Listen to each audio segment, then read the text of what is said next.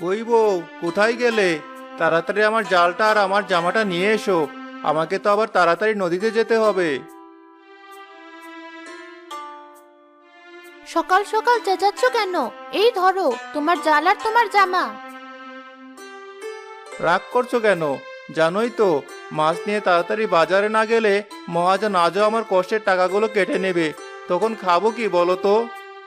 কি আর খাবে? ঘাস আর পাতা।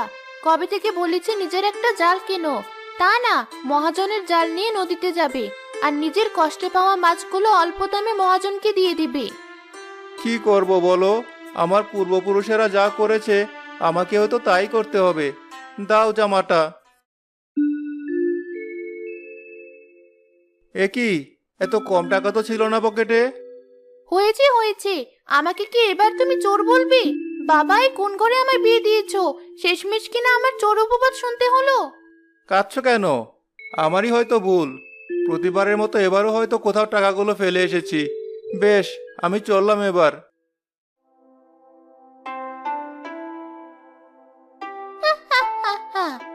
বলে কিনা টাকা ফেলে এসেছি। এমন এক বোকা জেলেকে বিয়ে করেছি যে এই টাকাগুলো জমিয়ে না রাখলে হয়তো একদিন চোখে সর্ষে ফুল দেখতে হবে। রান্নাটা চড়াই গিয়ে কুসুম যখনই রান্নাঘরে যাবে তখনই তাদের প্রতিবেশী রেহানা সেখানে এলো। কুসুম রানী, কোথায় গেলে? একবার বাইরে এসো দেখি। আরে রেহানা ভাবি, আপনি? আসুন আসুন, ভেতরে আসুন। না কুসুম রানী, ভেতরে যাব না। আসলে তোমার কাছে একটু চিনি নিতে আসলাম।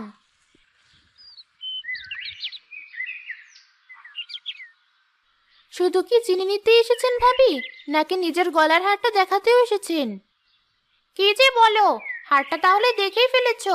খাঁটি সোনা এটা, তোমার ভাইজান কালকে এনেছে। লোকটাকে কত বলি আমার জন্য এত খরচ করো না, কি শোনে কার কথা। তাই তো, সত্যি কুসুম, তোমার জন্য খুব মায়া হয়। সোনা বলতে তো ওই নাকফুলটাই আছে। আর আমার দেখো, আলমারি ভরা কত গহনা। আমার কি মনে হয় জানো, হাসান ভাই তোমার অতটা যত্ন করে না, যতটা যত্ন তোমার রাজীব ভাই আমাকে করে। কি করব বলুন ভাবি, আমার স্বামী তো সামান্য জেলে।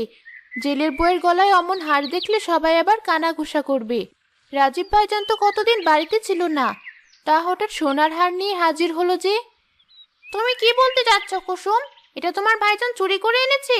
আমার স্বামী না হয় তেমন কিছু করে না, তাই বলে কি আমার সোনার হার গড়িয়ে দিতে পারবে না? তাছাড়া তোমার ভাইজান তো শহরে কাজের জন্যই গিয়েছিল। কি জানি বাপু, কি এমন কাজ যে 15 দিনে একটা সোনার হার গড়িয়ে আনলো? জানলে আমাকে জানাবেন ভাবি, আমি আর আমার স্বামীও যাব শহরে। কুসুমের কথা এবার রেহানা রাগে দাঁত কটমট করতে করতে বেরিয়ে গেল। চললাম আমি, লাগবে না তোমার চিনি। যত সব ছোট লোকের দল, নিজেরা পড়তে পারে না বলে হিংসে হয়। হা হা হা হা, এসেছে আমার কাছে আমার স্বামীর নিন্দে করতে। এমন কথা বলেছি, বাপের জন্মেও আর এমুখো হবে না। কুসুম রান্নাঘরে চলে গেল। অন্যদিকে হাসান নদীতে গিয়ে বেশি মাছ না পাওয়ায় চিন্তায় পড়ে গেল। এ কি, এই কটা মাছে কি হবে? আজ তো মহাজনের কাছে গেলে সে আমায় 1 টাকাও দেবে না। হায় বিধাতা, টাকা না পেলে আমি কি করে বাড়িতে যাব? কি হাসান ভাই, একা একা কি বিড়বিড় করছো? কি করব ভাই, আমি ছাড়া আমার দুঃখের কথা আর কে শুনবে? তাই নিজের কথা নিজেকেই বলছি। সত্যি ভাই, তোমার জন্য বড্ড কষ্ট হয়। নিজে কষ্ট করে মাছ ধরো, আর সেই মাছ বেচার টাকা নিয়ে নে ওই মহাজন। সবই কপাল ভাই, সবই কপাল। আজ আর মাছ ধরার মন নেই। এগুলোই নিয়ে যাই মহাজনের কাছে, দেখি কিছু টাকা দেয় কিনা। আচ্ছা ভাই, যাও, দেখো কি হয়।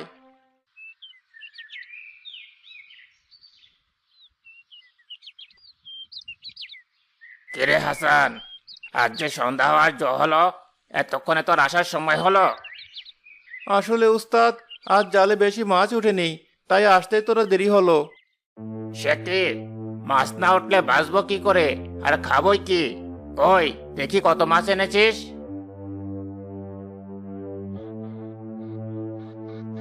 এই কটা মাছ এনেছিস? দেখ হাসান, তোকে কিন্তু আমি জালটা এমনি এমনি দেইনি। এভাবে চলতে থাকলে তোকে আর আমি কাজে রাখতে পারবো না। তার চেয়ে বরং জালটা আমি অন্য কাউকে দেব, তাও ভালো।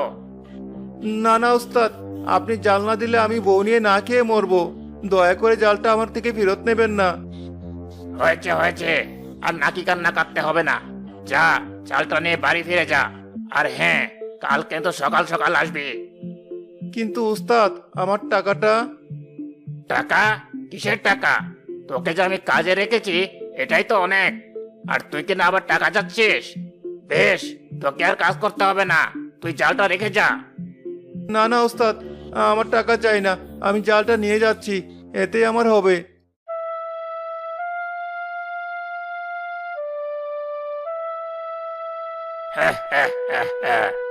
ভাগ্য করে এমন একটা বোকা জেলে পেয়েছে। যা, মাছগুলো নিয়ে যা। আর দেখিস সব যেন চড়া দামে বিক্রি হয়।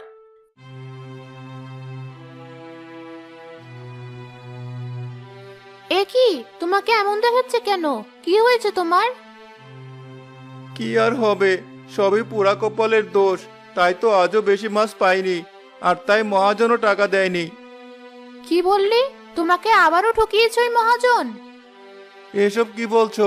ভুলে যেও না, তার টাকাতে আমাদের সংসার চলে। শত হলেও সে আমাদের অন্নদাতা। বোকার মতো কথা বলো না তো। আমাদের সংসার চলে তোমার পরিশ্রমের জোরে। আর ওই মহাজন তোমায় এমনি এমনি টাকা দেয় না, ওটা তোমার পারিশ্রমিক। সে যাই হোক, পেট চালাতে হলে তার কাজ তো আমাকে করতেই হবে। না, করতে হবে না। কালই তুমি একটা নতুন জাল কিনবে। কি যে বলো না, নতুন জাল কেনার টাকা কোথায়? সংসার চালাতেই হিমশিম খায়, আর তুমি কিনা বলছো নতুন জাল কিনতে? হ্যাঁ বলছি, তুমি একটু বসো, আমি এক্ষুনি আসছি।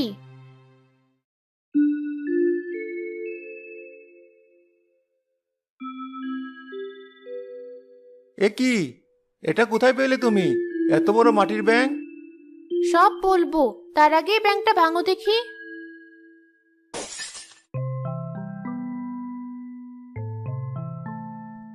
এ কি, এত টাকা? এত টাকা কোথা থেকে এলো? চুরি করেছি, হা হা হা হা। ফাজলামো না করে বলো, এত টাকা তুমি কোথায় পেলে?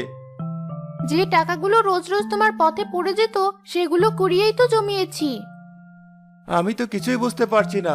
ঠিক করে বলো, কোথায় পেয়েছো এত টাকা? রোজ তোমার পকেট থেকে কিছু টাকা সরিয়ে রাখতাম, সেগুলোই জমিয়ে রেখেছিলাম আমাদের ভবিষ্যতের জন্য। কিন্তু মনে হলো এগুলো বের করার আজই মোক্ষম সময়। সত্যি কুসুম, তোমার মাথায় অনেক বুদ্ধি। তাই তো বলছি, কালই মহাজনকে তার জালটা ফিরিয়ে দিয়ে এসো। আর এই টাকা দিয়ে কালই তুমি একটা নতুন জাল কিনবে, সেটা দিয়েই মাছ ধরবে। কিন্তু কোনো কিন্তু না, এবার চলো খেতে বসি। তাড়াতাড়ি ঘুমাতেও তো হবে, নইলে কাল সকালে তাড়াতাড়ি যাবে কি করে? তারা খেতে চলে গেল।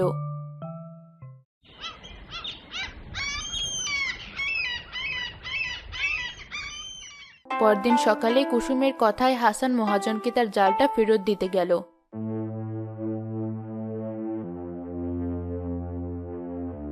কি বললি? তুই আর আমার জাল দিয়ে মাছ ধরবি না? না ওস্তাদ, অনেক গোলামি করেছি। আর না, এবার থেকে আমি নিজের জাল দিয়ে মাছ ধরবো। এতদিন আপনি আমাকে সাহায্য করেছেন, তার জন্য আমি কৃতজ্ঞ। এবার আমি আসি। খুব ডানা গজিয়েছে তাই না? এই ডানা কি করে কাটতে হয় তা আমার খুব ভালো জানা আছে। যা, যেখানে খুশি যা, আর কখনো তোর মুখটা আমায় দেখাবি না। মহাজনের কটু কথা শুনেও হাসান হাসি মুখে সেখান থেকে বেরিয়ে গেল। এরপর কুসুমের জমানো টাকা দিয়ে জাল কিনে মাছ ধরতে গেল সে। হে উপরওয়ালা, তুমি দেখো আমার এই নতুন জালে যেন অনেক মাছ ওঠে, নইলে যে কুসুমের মনটা ভেঙে যাবে। হাসান নদীতে জাল ফেলতে অনেকগুলো মাছ উঠে এলো। এভাবে সারাদিন সে অনেক মাছ ধরলো। এরপর যখন সেগুলো নিয়ে সে বাজারে গেল, তাকে দেখে মহাজন বলল, কিরে হাসান, আজ তো দেখছি তোর জালে অনেক মাছ উঠেছে। বুঝেছি, এতদিন পরের জাল ছিল বলে ফাঁকিবাজি করেছিস, তাতে কি হয়েছে? আমি তোকে ঠকাবো না, মাছগুলো আমার কাছে বেচে দে, আমি তোকে ভালো পয়সা দেব। না উস্তাদ, এগুলো আমি নিজে বেচবো। আমার কষ্টের টাকা আমি আর কাউকে ছিনিয়ে নিতে দেব না। হাসান নিজেই মাছ বেচে চলে গেল। মাছ বেচার টাকার কিছুটা দিয়ে কুসুমের জন্য নতুন শাড়ি কিনে বাড়ি ফিরল সে। কই কুসুম, কোথায় গেলে? তুমি চলে এসেছো? ওটা কি তোমার হাতে? এই যে, এটা হচ্ছে তোমার শাড়ি। সে কি, প্রথম দিন টাকা পেয়ে বাজে খরচ করছো। শুধু শুধু শাড়ি আনতে গেলে কেন? আমার তো অনেক শাড়ি আছে। শাড়ি আছে বললেই হলো? তাছাড়া আজ যা কিছু সম্ভব হয়েছে সবই তো তোমার বুদ্ধির জোরে, তাই এগুলো তোমারই প্রাপ্য। যাও, এখনই শাড়িটা পরে এসো দেখি। হাসানের কথায় খুশি হয়ে কুসুম শাড়িটা পরতে চলে গেল। অন্যদিকে হাসানের ব্যবহারে ক্রুদ্ধ হয়েছিল মহাজন। বুঝলি সুমন, হাসানের খুব ভার বেড়েছে। যে করেই হোক ওকে সাহায্য করতে হবে। হ্যাঁ ওস্তাদ, নিজের জাল কিনে ধরাকে সরাকেন করছে। ঠিকই বলেছিস, ওকে এমন টাইট দিতে হবে যে আবার আমার পায়ে এসে পড়ে, তাহলে বুঝবে কত দানে কত চাল। পরদিন সকালে হাসানের হঠাৎ শরীর খারাপ হওয়ায় মাছ নিয়ে কুসুমি গেল বাজারে। আরে কুসুম যে, হাসান আসেনি আজ? না মহাজন, ওনার শরীরটা তেমন ভালো না, তাই আমি এলাম, নইলে তো মাছগুলো নষ্ট হয়ে যাবে। আহারে, তোমার কষ্ট দেখে বড্ড মায়া হচ্ছে। তুমি চাইলে মাছগুলো না হয় আমি কিনে নিতাম। আমারও তো কষ্ট হচ্ছে না, মাছগুলো আমি বেচতে পারবো। কুসুম মাছগুলো নিয়ে কিছুটা দূরে গিয়ে বসলো। এই দেখে মহাজন রাগে কটমট করতে করতে বলল, যেমন স্বামী তেমন তার বউ। চিন্তা করবেন না ওস্তাদ, বোকা মেয়ে মানুষ। ভালোই হয়েছে, আজ দেখেন আমি কি করে ওর ব্যবসা নষ্ট করি। সুমন সুযোগের অপেক্ষায় দূরে গিয়ে দাঁড়ালো।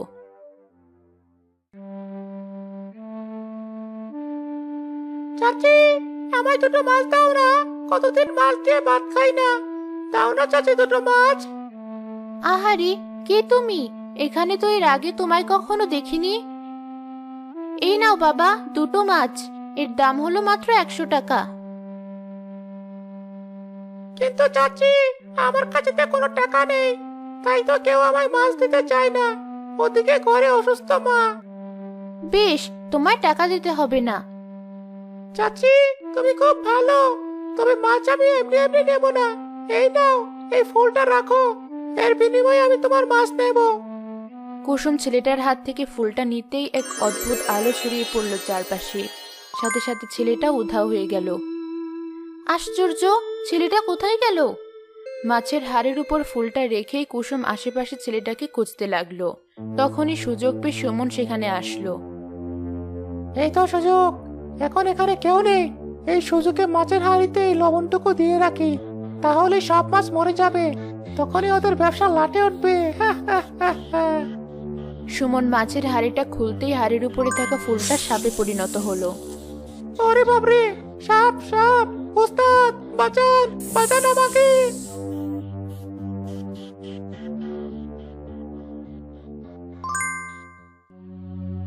একে সুমন ভাই, আপনি?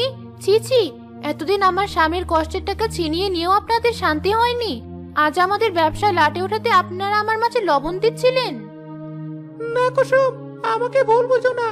আমি যা করেছি তা ওস্তাদের কথাই করেছি। না কুসুম, ওর কথা বিশ্বাস করো না। হয়েছে, আমি সবই বুঝতে পেরেছি, কিন্তু আপনারা আমাদের কোনো ক্ষতি করতে পারলেন না।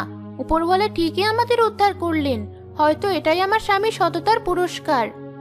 আমায় ক্ষমা করে দাও কুসুম, আসলে আমি যা করেছি সবই হিংসাই করেছি। যাকে দিয়ে এতদিন গোলামি করিয়েছি তার উন্নতি আমি চোখে দেখতে পারছিলাম না। তবে এবার কথা দিচ্ছি, এবার থেকে আমি নিজে হাসানকে সাহায্য করব। উপরে উঠতে ওর যা যা লাগে সব আমি দেব।